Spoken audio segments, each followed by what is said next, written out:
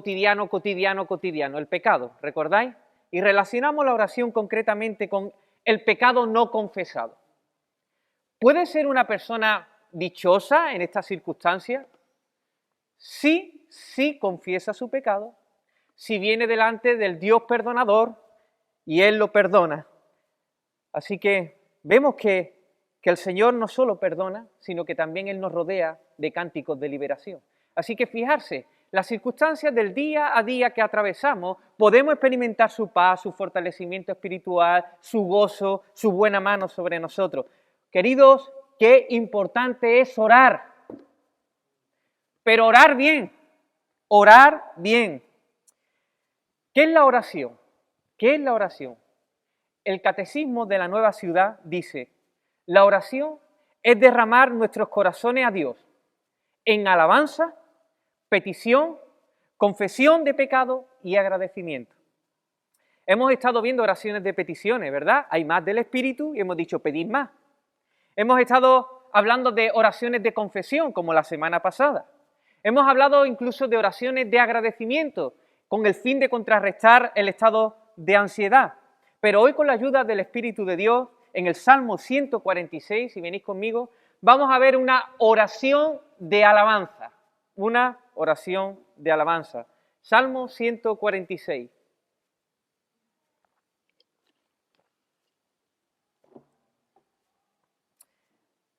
Del Salmo 146 al 150, que son los últimos salmos, son un grupo de salmos que comienzan con una palabra que dice aleluya, aleluya, alabad a Jehová, es lo que está diciendo. Concretamente vamos a aprender a orar cuando las cosas no son como deberían ser. Vamos a aprender a orar cuando se nos presenta diariamente aparentes contradicciones. ¿Cómo orar en estas circunstancias?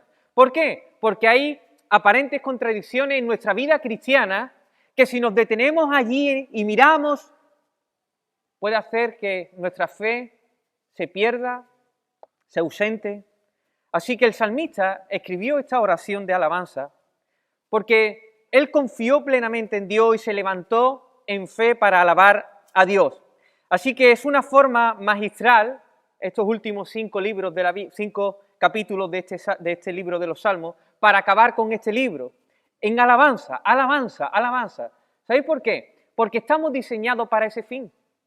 Hemos sido diseñados por Dios para alabarlo a Él, para glorificarlo, y cuando lo hacemos, entonces nuestras almas quedan satisfechas y somos bienaventurados. Amén.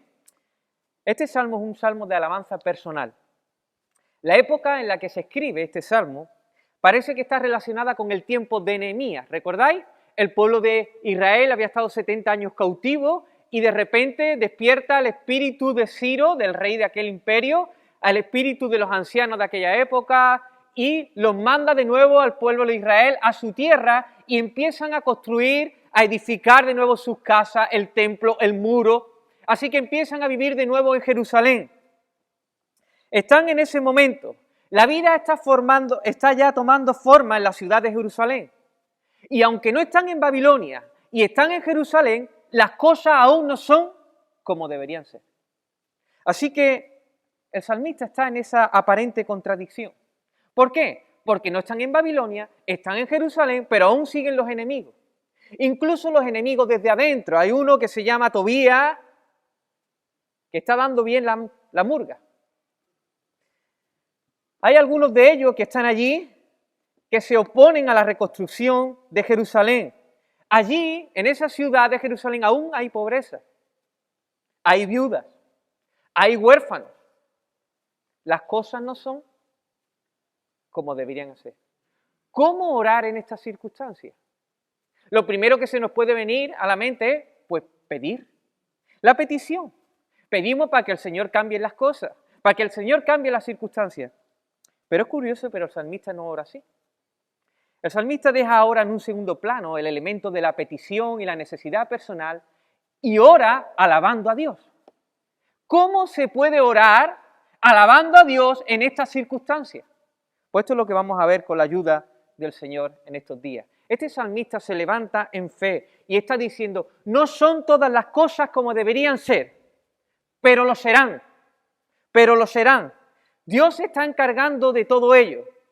A pesar de cómo están, yo voy a alabar a Dios. Es más, si no lo alabo, me muero.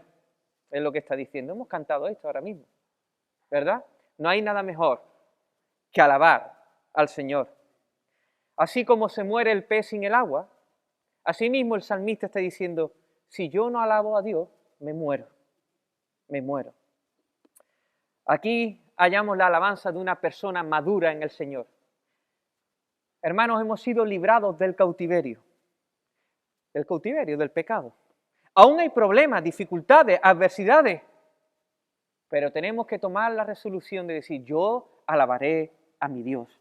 Salmo 1 y Dios. El salmista ha tomado esta resolución, dice, alaba, oh alma mía, a Jehová.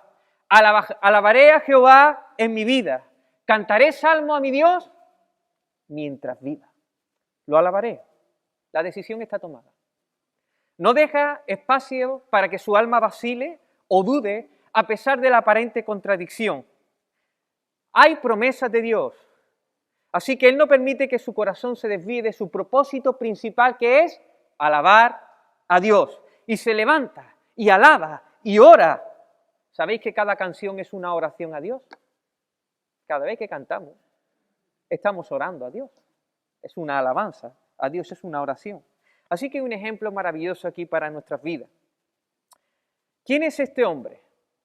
¿Quién es este hombre maduro en el Señor que experimenta la bienaventuranza? Pues este hombre es el que alaba a Dios mientras vive, a pesar de las circunstancias que le rodean. Amén. Vamos a ver cómo se puede orar de esta manera. ¿Por qué? 1, porque no confía en el hombre. 2, porque confía en el Dios de Jacob. Y 3, porque sabe que el Mesías reinará para siempre. ¿Seguís conmigo? Pues vamos a ir al primero. ¿Por qué alaba a este hombre de esta manera? Nadie va a alabar como debiera hacerlo si su confianza está puesta en los hombres. Y aún menos será bienaventurado y feliz. La confianza no se puede partir, no se puede dividir, no se puede segregar. O se confía en el hombre o se confía en Dios. No hay doble confianza. O se confía en el hombre y se alaba al hombre, o se confía en Dios y se alaba a Dios. El salmista declara esta canción, versículos 3 y 4. No confiéis en los príncipes, ni en hijo de hombre, porque no hay en él salvación, pues sale su aliento y vuelve a la tierra. En ese día mismo perecen sus pensamientos.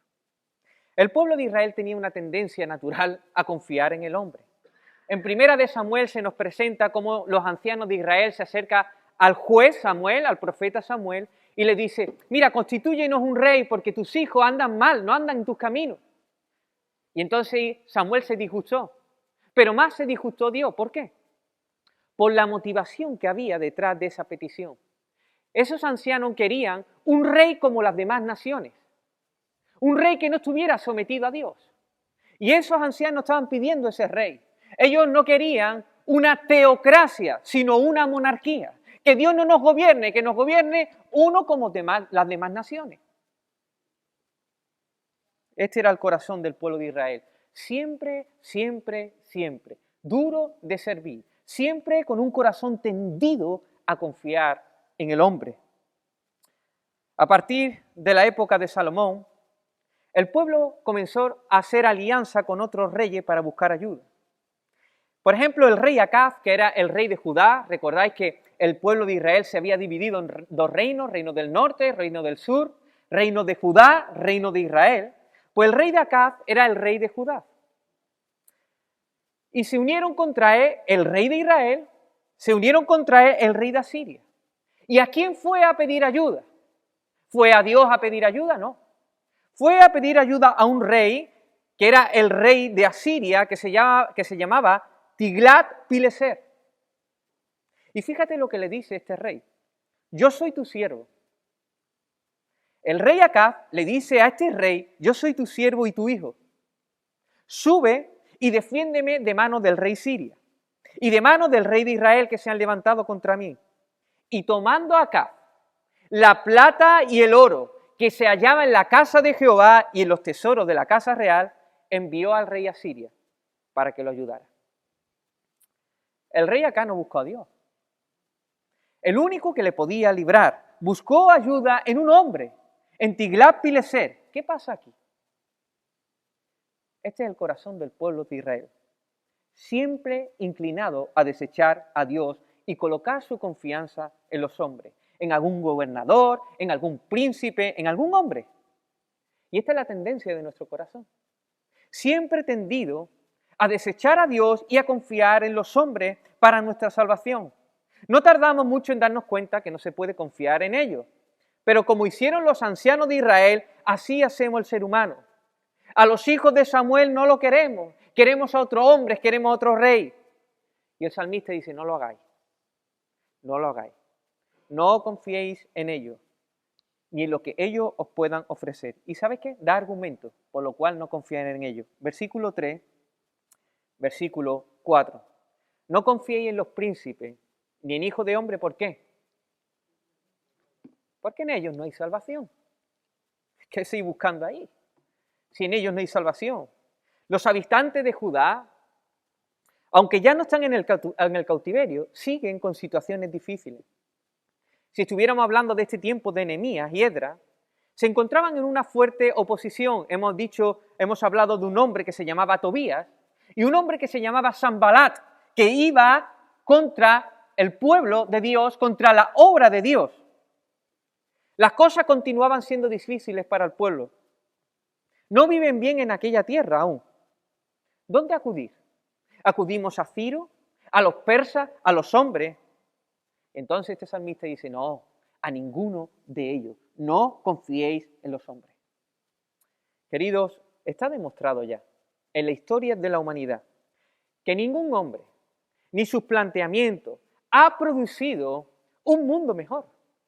Aún sigue la maldad, aún sigue el sufrimiento. Mira, ni el Imperio Romano, ni la Iglesia institucional, ni Marx y el comunismo, ni la sobreeducación de nuestro tiempo, nada, aún sigue la maldad y el sufrimiento. Ahora hay mucha esperanza en la biotecnología. Acabaremos pronto con el cáncer, los problemas de infertilidad se acabarán, la demencia, no lo sé, podría ser. Pero así como avanzan estas cosas, el corazón del hombre sigue igual, sigue siendo perverso. Fijarse, un jugador de fútbol, Eric Cantona, no sé si lo recordáis aquellos que somos más mayorcitos, en una recogida de premio dijo un mensaje desconcertante. Dice, dentro de poco, la ciencia será capaz de detener el envejecimiento de las células. Hará que las células se reparen. La ciencia hará que nos convirtamos en eternos. Solo los accidentes, los crímenes, las guerras nos podrán matar, solo esas cosas. Pero dice, pero desafortunadamente, crímenes y guerras se multiplicarán.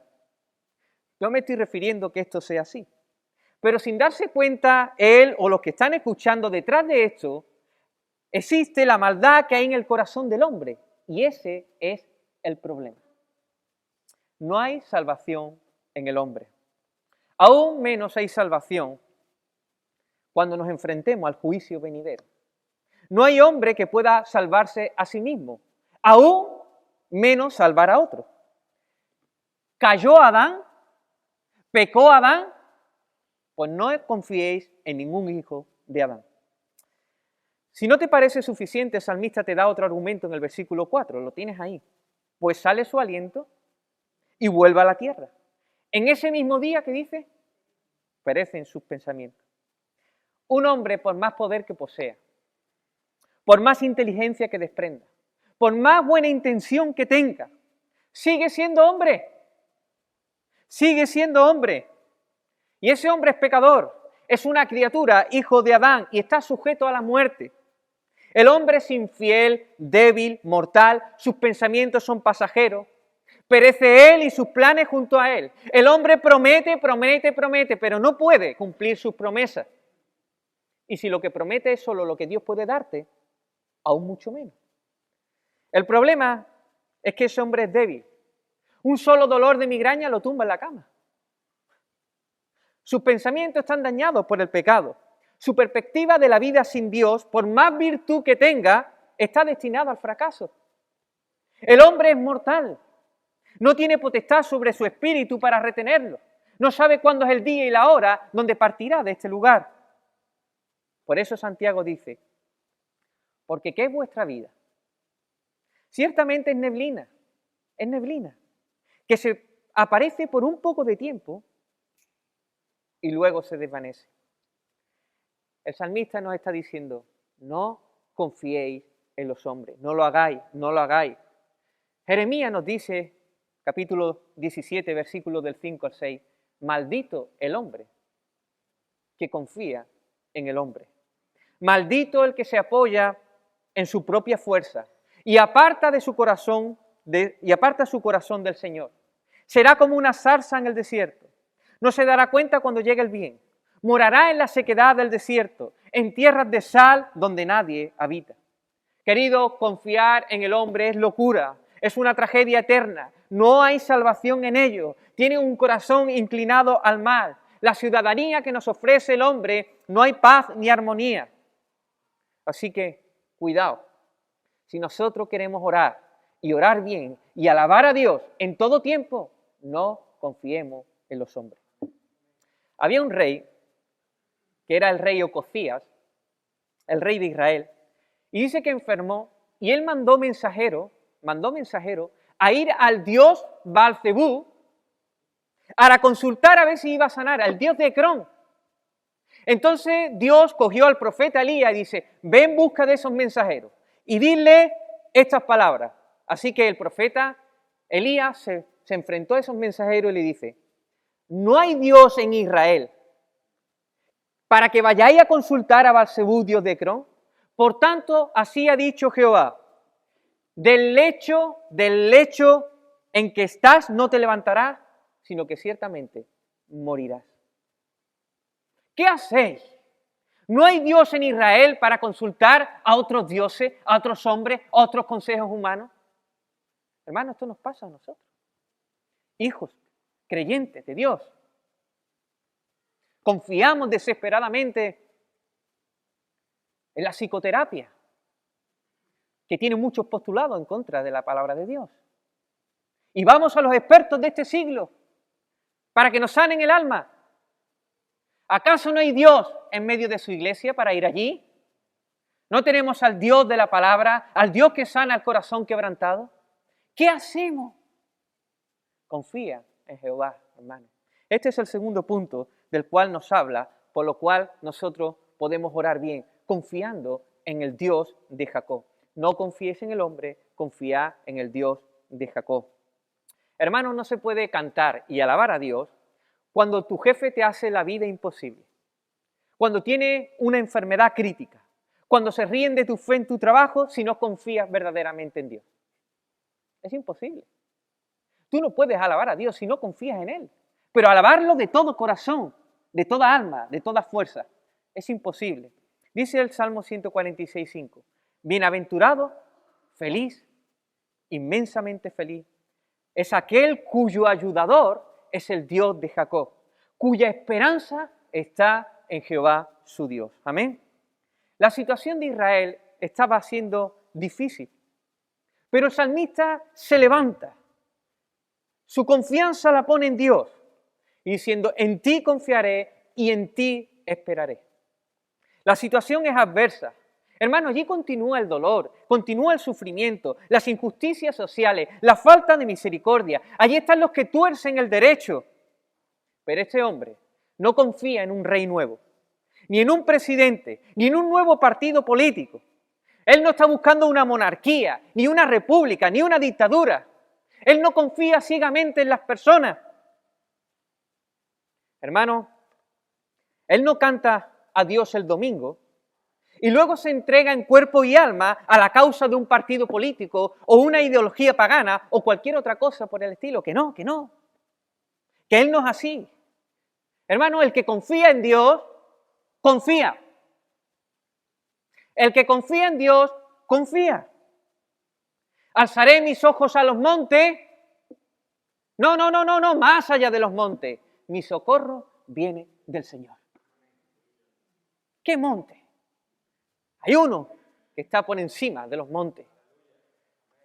Hermanos, en la Biblia encontramos una actitud que contrapone la actitud de este rey Acaz.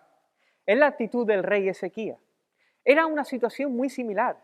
Se había unido, estaba el ejército asirio contra el reino de Judá.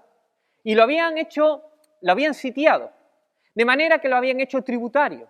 Así que le había pagado 300 talentos de plata y 300 talentos de oro el rey Ezequías al ejército asirio. Había quitado los quiciales de oro de las puertas de la casa del templo de Dios. Pero ¿sabéis qué? El rey asirio quería más. Dame más. Con esto no me conformo. Quiero más. Y entonces el rey asirio le dijo a este rey Ezequías, le dijo, a ver, ¿en qué se basa tu confianza?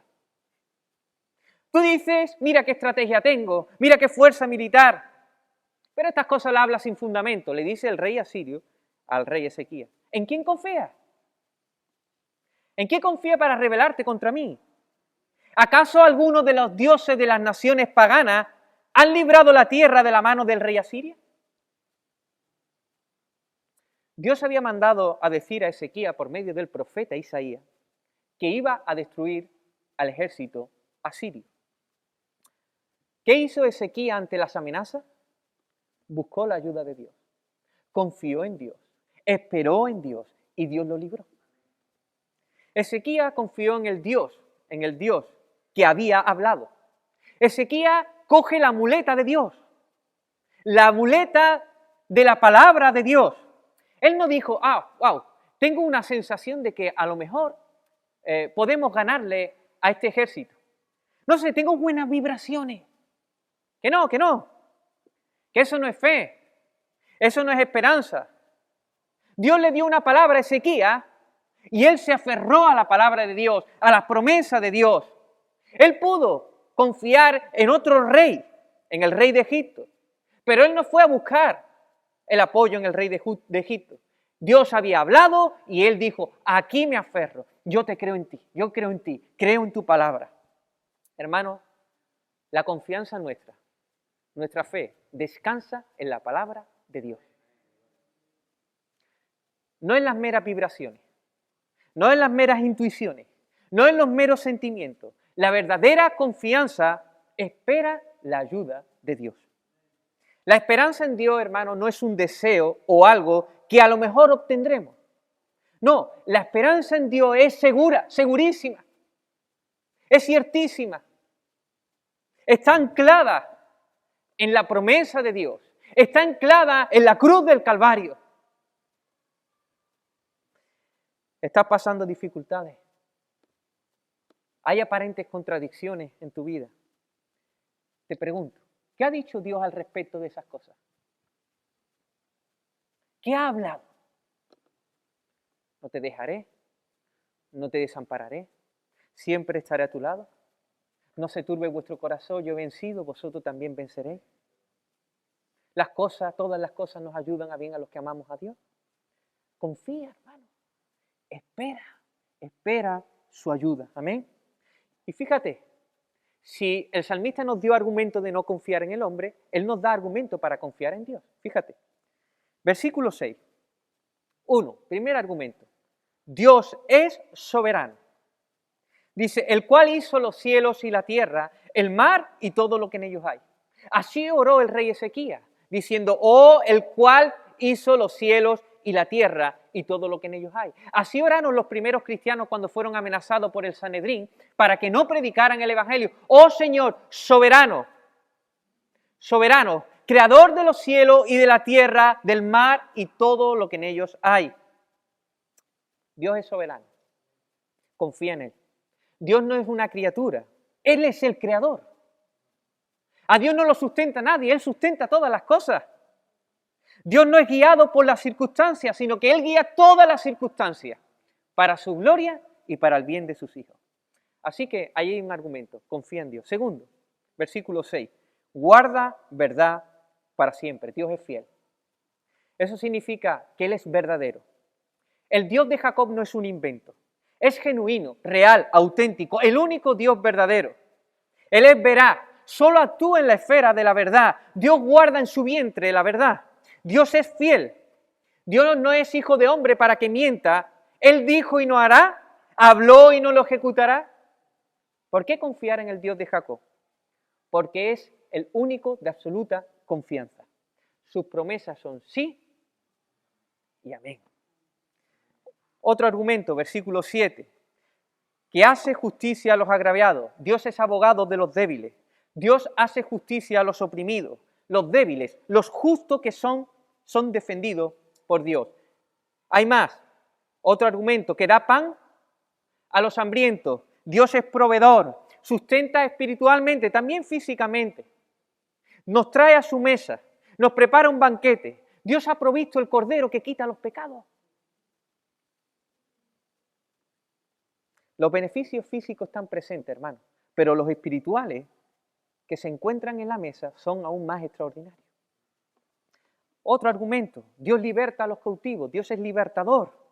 Dios liberta de la opresión humana. Así hizo con el pueblo de Egipto, así hizo con el pueblo de Israel en Egipto, en Babilonia, lo hizo con Ezequías, lo hizo con los primeros discípulos, pero sobre todo, Dios liberta de las cadenas del pecado, de las garras del mundo, de la esclavitud del diablo. Otro argumento, Dios abre los ojos a los ciegos. Físico, sí, también, pero sobre todo los ojos los abre espiritualmente para que al fin veamos la belleza de Jesús y podamos valorarlo. Amén.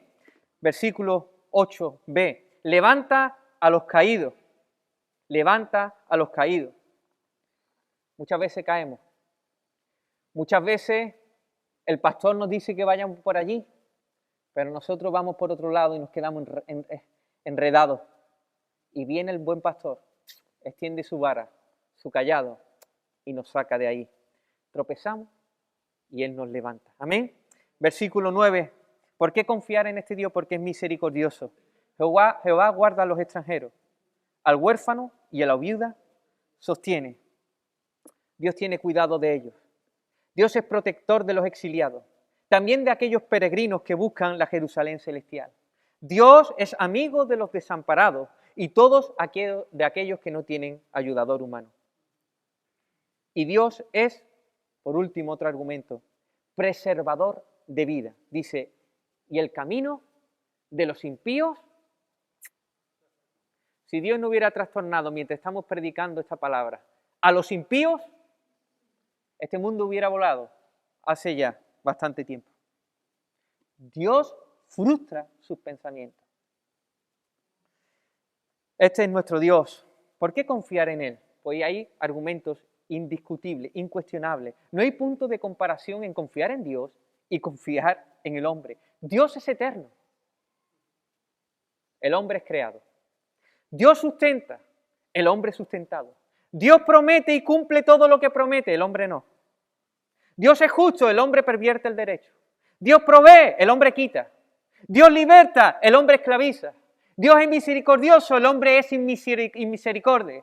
Dios ama, el hombre se ama egocéntricamente. Dios preserva vida, el hombre destruye. No confiéis en ellos. Confiad en el Dios de Jacob. Amén. Y por último, ¿por qué confiar? ¿Por qué alaba de esta manera este salmista? Porque no confió en el hombre, confió en el Dios de Jacob, pero por último hay un argumento grandísimo. Porque el rey reinará para siempre. Versículo 10. Reinará Jehová para siempre. Tu Dios, oh Sión, de generación en generación. Amén. El pueblo de Israel ha desechado la teocracia, pero el salmista está haciendo referencia a ella. Habla de Dios como rey, lo que nos refiere que Dios es rey que tiene un reino, el reino eterno. Se nos está hablando del hijo de David que tenía que venir. Ya sabéis quién es, ¿no? El hijo de David. Allí se está topando con la realidad. En ese momento, el salmista no tiene a nadie que se siente en el trono de David. No hay rey. Está el rey de Babilonia, del cautiverio, el rey persa, pero en ese momento no hay rey en Israel, pero él dice, Jehová reinará para siempre. Él está echando la mirada hacia el futuro. Es verdad, podría venir diciendo alguien, es verdad. Todo lo que hace Dios, mira todas las cosas que hemos visto. Pero espérate, mira el débil, aún hay débiles allí en Jerusalén. Aún continúan siendo agraviados, aún continúa habiendo esclavos, aún hay oprimidos. Sí, vale, sí, que Dios ha sanado, pero todavía hay ciegos. Sí, que Dios levanta a los caídos, pero aún hay caídos. Mira al justo, es amado por Dios, pero sigue siendo perseguido. Muchos han sido saciados, pero todavía hay extranjeros, viudas, pobres, que pasan penuria. ¿Qué pasa con esto? Aparente contradicción. Lo increíble es que este salmista se levanta en fe. No está evadiendo, sino que él está viendo lo que viene. Y se levanta en fe y alaba a Dios. Él no duda. ¿Cómo se puede alabar a Dios de esta manera? Porque el rey reinará para siempre. ¿Cuál es el reino de Dios? Lo hemos hablado muchas veces. El pueblo de Dios, en el lugar de Dios, bajo el gobierno de Dios. Esto es lo que está viendo este salmista. Habrá un día donde el pueblo de Dios estará en el lugar de Dios, bajo el gobierno de Dios. Y ese reino será un reino de paz, de justicia. No habrá sufrimiento, no habrá dolor, no habrá pecado, no habrá agraviado, no habrá pobre, no habrá sufrimiento. Dios enjugará toda lágrima. Esto es lo que está viendo este hombre, el reino de Dios. Y ese reino fue inaugurado cuando Jesús vino. Y Jesús vino a la tierra porque Él es el Hijo de David, Él es el Hijo de Dios. Y las primeras palabras que dijo, arrepentíos, porque el reino de Dios se ha acercado. El reino de Dios está aquí, ¿por qué? Porque el Rey está ahí. Así que Él inaugura el reino de Dios. Él sabe que en Él se cumplen todas estas promesas. El reino de Dios ha llegado. ¿Recordáis de las primeras cosas que hizo Jesús, ir a una sinagoga en Nazaret? Era una especie de iglesia. Se reunían allí y de repente uno le da el rollo de Isaías, del libro de Isaías.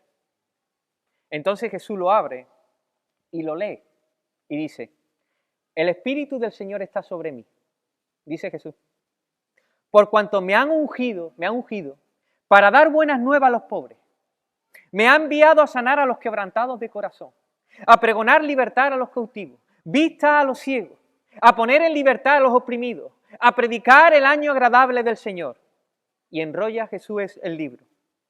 Lo da al ministro, se sienta. Todos los ojos se enfocan en él. Está esperando todo el mundo a ver qué dice. Y Jesús dice, hoy se ha cumplido esta escritura delante de vosotros. ¿Qué te parece? ¿Qué pasa aquí? Que Jesús es el Rey. Y a partir de ahí el Espíritu de Dios está en él, sana, expulsa demonios, predica el arrepentimiento. Los milagros de Jesús ponen de manifiesto que el Rey está allí, que el reino de Dios se ha acercado. Sin embargo, después de esto Jesús muere.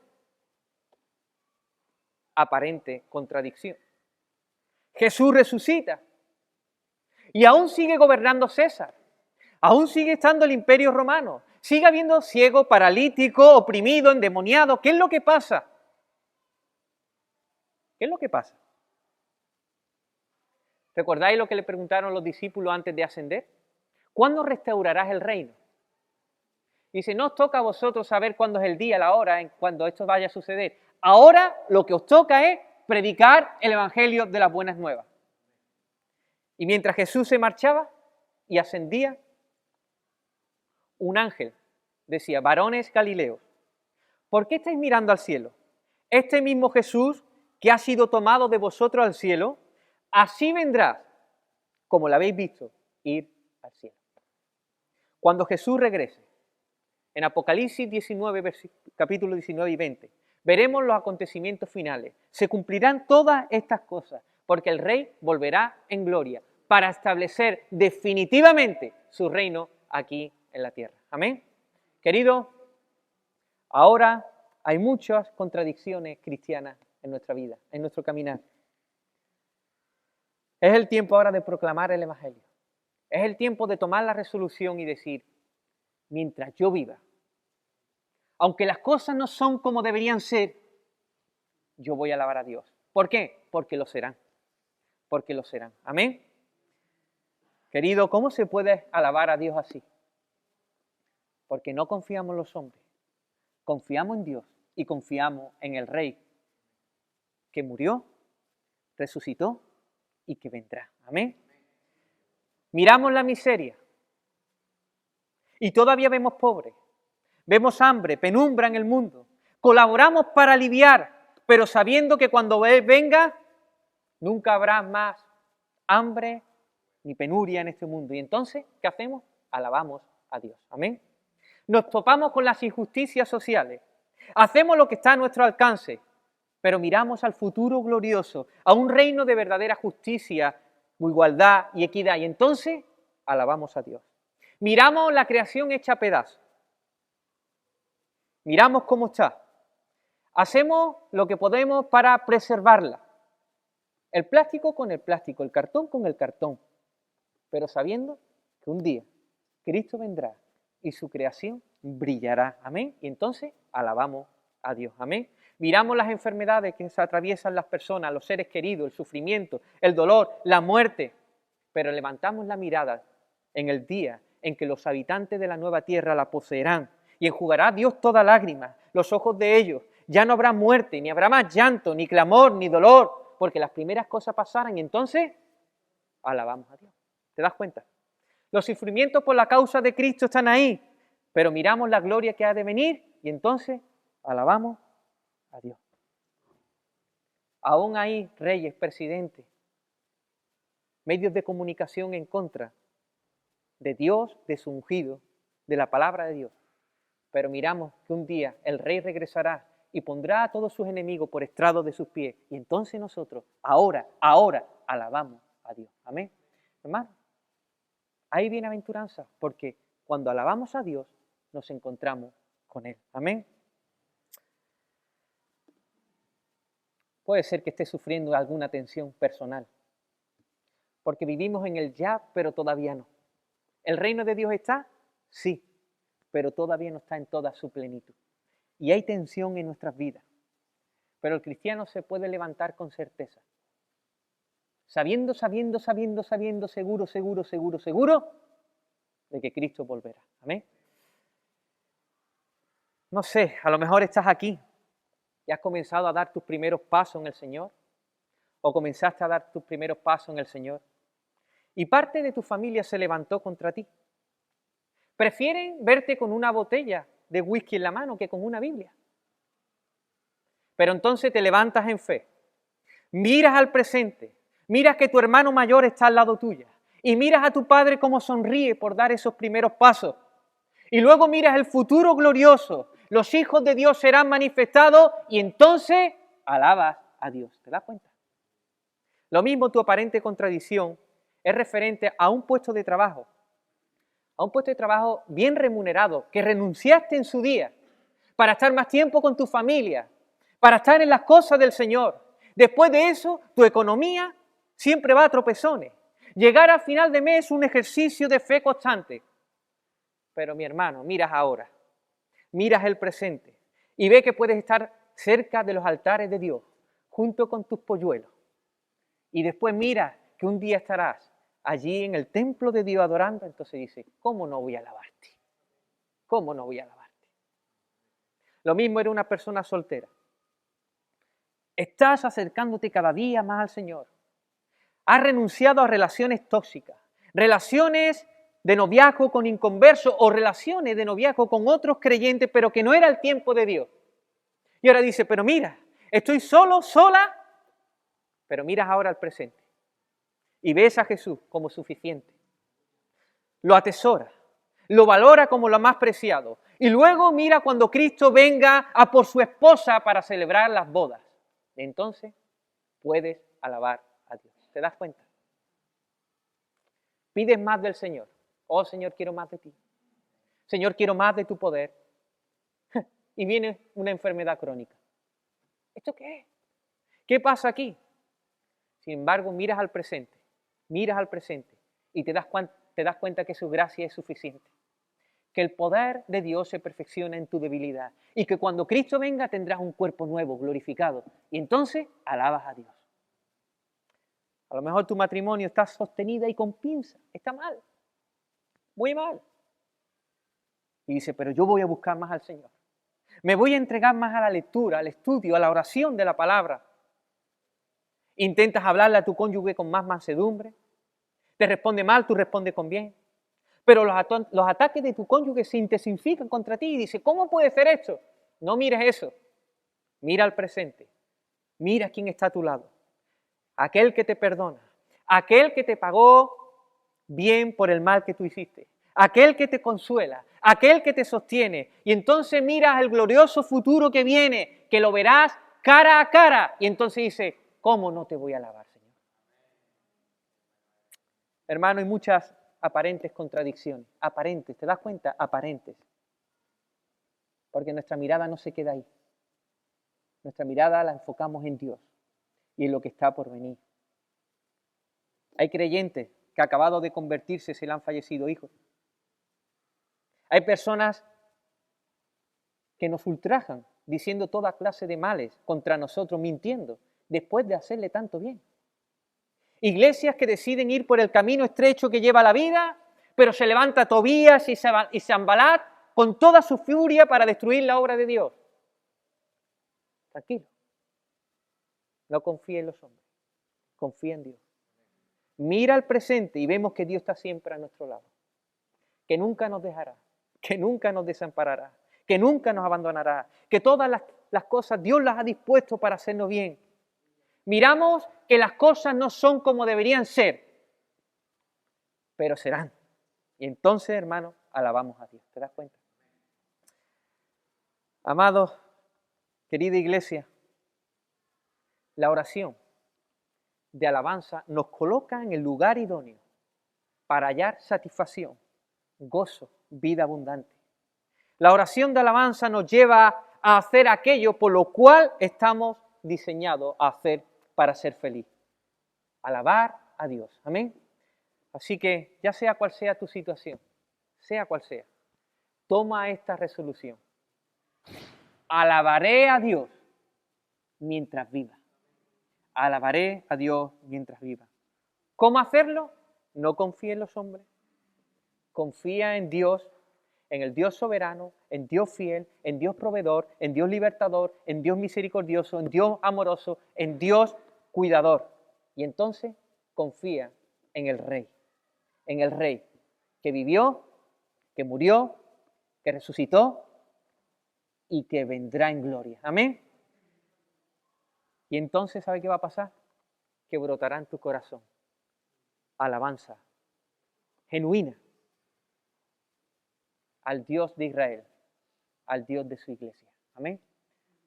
Y entonces, claro, cuando tú alabas así, ¿sabe qué pasa? Que hay gozo, que hay satisfacción. No sé si podemos alabar al Señor y decir, Señor, aquí estamos. Tomamos esta resolución en este día. Mientras yo viva, te alabaré. Amén. Sea cual sea mi circunstancia. Señor, te alabamos, te adoramos, Señor. Gracias por tu palabra. Gracias, Dios mío, Señor, por darnos tus consejos sabios. Gracias, Dios mío, porque tú eres el primer interesado, Dios mío, en que podamos, Dios mío, vivir esa vida abundante que tú nos has prometido. Señor, levanta nuestra mirada hacia ti. Levanta nuestra mirada, Señor, para verte como suficiente, como este Dios soberano, fiel, justo, perdonador, amoroso, misericordioso. Te pido que nos ayudes a enfocar nuestra mirada en tu Hijo, en el Rey de Gloria. Señor, y que podamos confiar y esperar en ti, Señor. Queremos que salga verdadera alabanza en nuestros corazones. Tú lo mereces, tú eres digno, Señor. Te pedimos, Señor, que tú te muevas en esta hora. Señor, y que podamos ver lo que nos está pasando como circunstancias, Dios mío, que tú mismo permites. Señor, para madurar nuestra fe, para hacernos crecer, para, Dios mío, Señor, que cada día nos parezcamos más a ti, Señor, para que realmente brote en nuestro corazón una verdadera alabanza a ti.